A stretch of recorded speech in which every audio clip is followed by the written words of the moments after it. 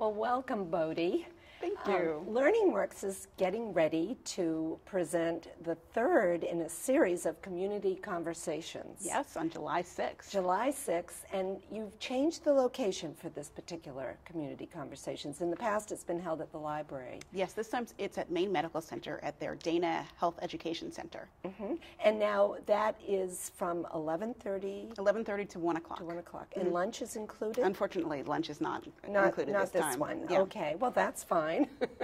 But you have a very, very special guest. Yes, our keynote speaker is Governor LePage. And why did you decide to invite Governor LePage to speak at this particular conversations? Well, our topic for community conversations has been generational poverty. We started out kind of introducing the subject, and then we talked about education and its role in helping people get out of poverty. And for this one, we wanted to tell a personal story about someone who has made it out of generational poverty. And as we thought about who to invite, Governor LePage is the most prominent person in Maine who has that kind of story. Yes. So we reached out to him, and he agreed to speak to our conversation. And you'll have a panel as well. Yes. Asking questions of the governor? Yeah, first the governor will give his talk about his story, and then there will be a panel which will include a student who has a background similar to Governor LePage. There'll be Jeannie Wynot-Vickers, who is part of LearningWorks, but also a former superintendent of Portland Public Schools. Suzanne McCormick, who's the president of United Way of Greater Portland, and some others. And so they will have a chance to ask Governor LePage about his personal journey and how that might connect to the policies that he has today. Right. And when he was going through this struggle as a youth, he didn't have the benefit of a LearningWorks to help pull him up and push him forward. Exactly. We know somewhat about the governor's story. You know, his basics. He came from a family of 18, grew up in poverty. There was domestic abuse and really dysfunction in his family. He left home at 11 and really had to figure out for himself how to make his way.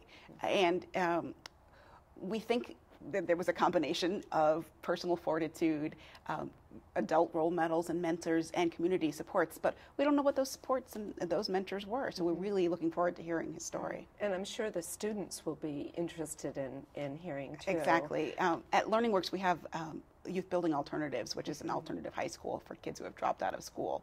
And so many of our students have stories like that of Governor LePage. They're living in homelessness, they have really challenging families, they might have learning disabilities, and we think that his story will be inspiring for them.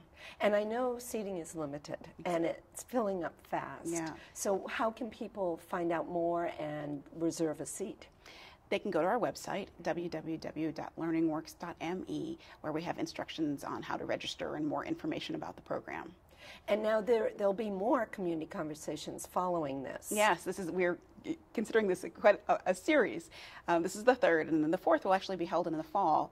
We've been hearing from people who've come to the conversations that they want to have more conversation. They really want to be involved and to think about how they can make a difference in generational poverty. So the next section will have a session in October. We'll have a panel and also have breakout sessions where people can brainstorm together on how they can make a difference. Oh, well, I know I've attended the past two conversations, and I felt that way. I wanted to just keep talking, and so did everyone else. Yeah.